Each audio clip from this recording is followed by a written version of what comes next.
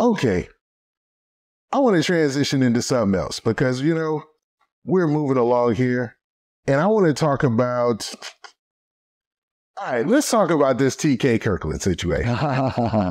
Fool gauge. Now, recently, you even got thrown into the situation because Yuck Mouth, who was part of the Loonies, famous rapper, he was having a live and he had TK Kirkland on the live and you jumped right into the live. Now, to set this up, Charleston White, along with the interview that he did about the Adin Ross surviving Adin Ross, he had another part, which is about 20 minutes on Say Cheese, where he talked about leaving the Live Nation tour and TK Kirkland basically, you know, trying to play him for a fool. And I will admit, before I ask your opinion on this, and I surveyed everybody who I asked about this, looked at the comments and stuff, from a fan of Charleston White's standpoint, it feels like the old Clay Davis move, you know, Come on, man, you see it? You know what I'm saying? Come on, homie. It feels like, oh, I got you this, right? Or you need me to be successful when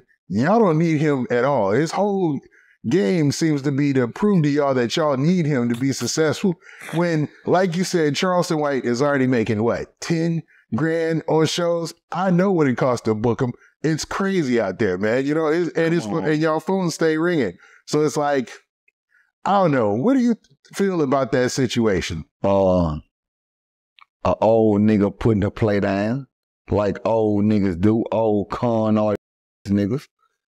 Yo, niggas that's been in the game for so long realize that nigga, I want to play con on this young nigga. Mm-hmm. I see the young nigga hot on the internet, but I also see that these young niggas selling out comedy shows too. Mm-hmm.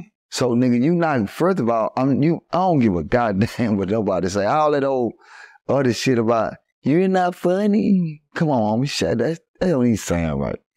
Because you just like everybody else, before you put somebody on a tour with you, a major tour, the first thing you're going to do is your homework. Yeah, you're going to have to watch their routine. And the first thing you want to watch is what? Can he bring out a crowd? That's the very first thing you want to watch. This is business, homie. Mm-hmm. Come on now. He watched Charleston. First show we ever done was in Atlanta, Georgia. $10,000. Sold that bitch out. We only promoted that bitch for 2 weeks. Hey. This real life shit. Yes. And he did his first show, he did 45 minutes. Since then, he sold out 28 shows. Memphis, Houston, North Carolina, South Carolina, New Jersey. Come on, homie. Before we even knew TK Kirkland, I be honest with you, I ain't never in my life heard of TK. I'm glad you made that point. I never heard of TK. I told my brother, I said, yeah, TK Kirkland. You know what my brother said? I thought he was a preacher. Because we don't know TK Kirkland. Come on, homie. So what I'm saying is, when you hear him talk, and he trying to belittle the game, can't belittle the game, because this is on all platforms, homie. My nigga, we fucking up the internet right now. Yes. So everybody watching this, you put a play down to Live Nation. Listen, let me use Charleston. We're going to sell out these shows because I'm going to get his fan base. He got a big fan base. And boom, we going to do all these cities. Right? Yeah. You putting a play down to Live Nation. Live Nation didn't contact Charleston. TK contact Charleston.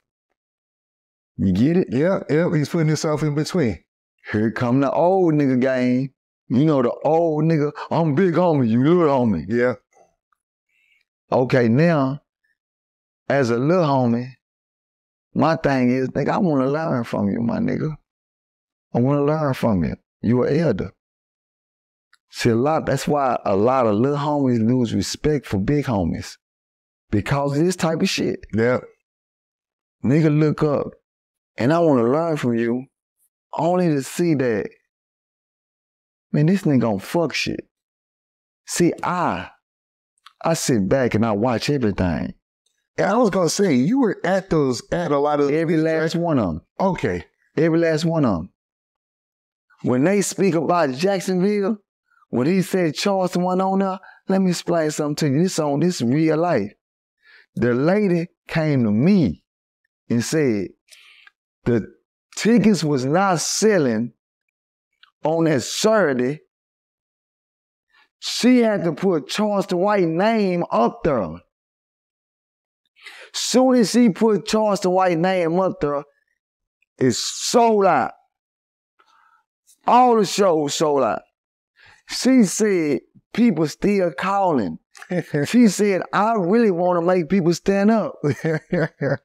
People coming in saying, man, when I heard Charles was here, man, I had to come. I told my wife, I don't give a damn. When we got to go. She told me that. And she gave me a card. You hear me? Yeah, I Come on now.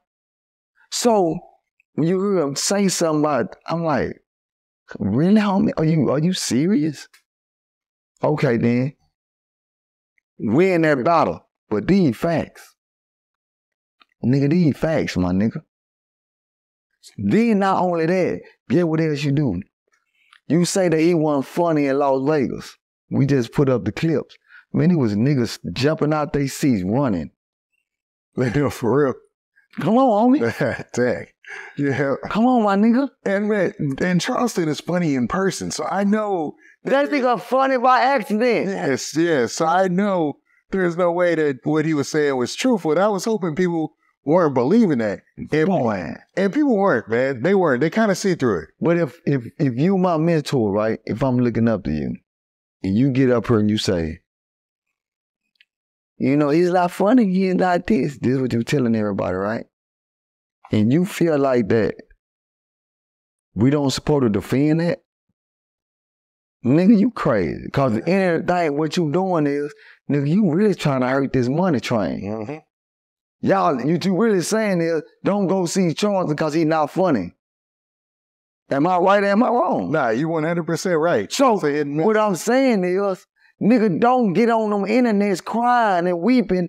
Say, man, tell Dewberry, man, tell Charles, don't say nothing, man, because I want to leave it alone. Nigga, what you want to leave alone? Because what you said was, my nigga ain't funny. You said it publicly, my nigga, like what you trying to do is, at the end of the day, you trying to shit on my nigga. So, therefore, nigga, we finna show receipts. We showing receipts. And I've been seeing them. I've seen your publicist putting out some stuff. I've seen you put out some stuff. I've been watching it all, man. And you know what else I kind of took from that is it felt like TK Kirkland didn't understand the power of like this new media, like of social media, especially the power of TikTok, what it does, like to restaurants, to anything, man. And it seemed like he didn't think that we can see how big of an influence Charleston White has, man.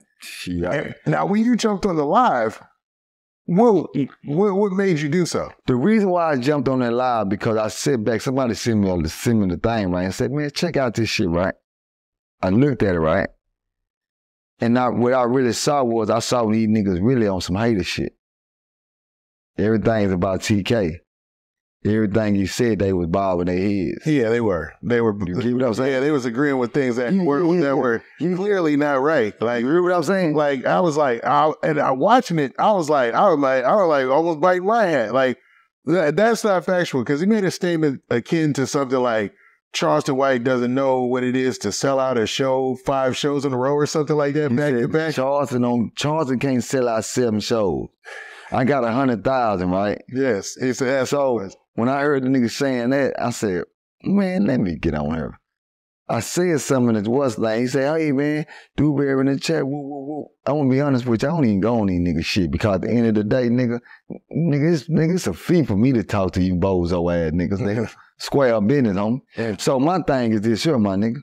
When he jumped up there, I really jumped up to let him know, first of all, homie, let me explain something to you, nigga. Selling our shows is the easiest thing we can do. We've been doing that.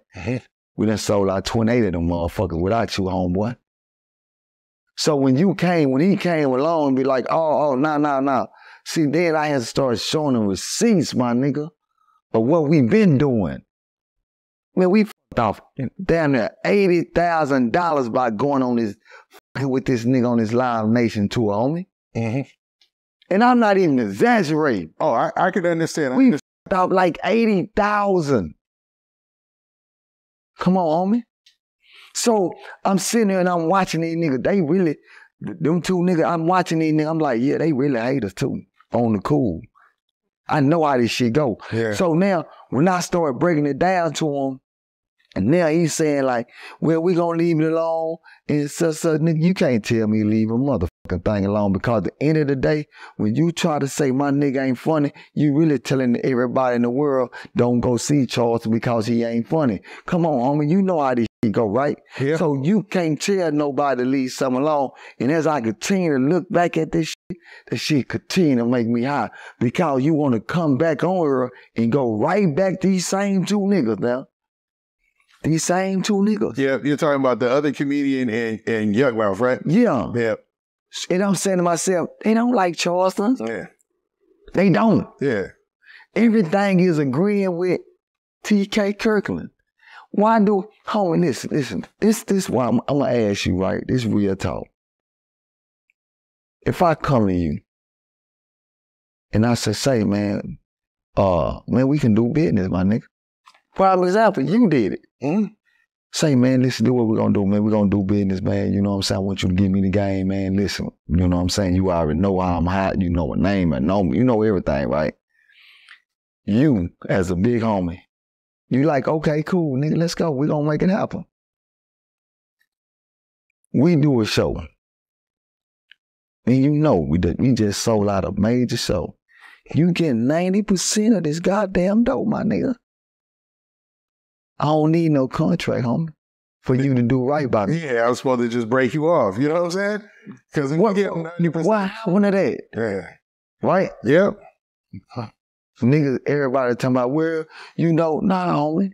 That's called keeping it real. We don't keep it real no more. Then not only that, right? If you go back and look at any comedy tour, you never see the top comedian say it's gonna be TK and Charleston. You never heard no comedian. You never heard Kevin Hart say it's Kevin Hart and it's gonna be such on tour. Yeah. You don't hear that. You don't hear that, right? Nah, you know, nah. Exactly. So what you did was you used the name Charleston White. My nigga, if you gonna use my name, you should at least put something in my pocket, my nigga. You get what I'm saying? Yeah, because I feel like, let's be real. Come on, 90% to 80% of those fans are there for Charleston White. I was there. Like, and T.K. Kirkland, he's been a comedian a long time. He's got his whole thing. But the new wave of things is usually what pushes the audience and the youth, you know what I mean?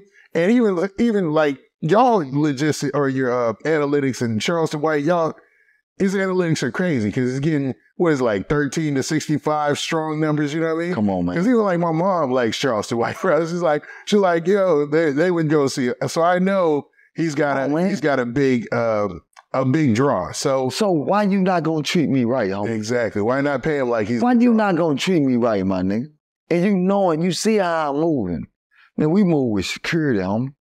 Yeah. We don't move not prepared. Mm-hmm. And you know that because, for one, you got to realize Charleston White is not just a comedian. Charleston White is a voice.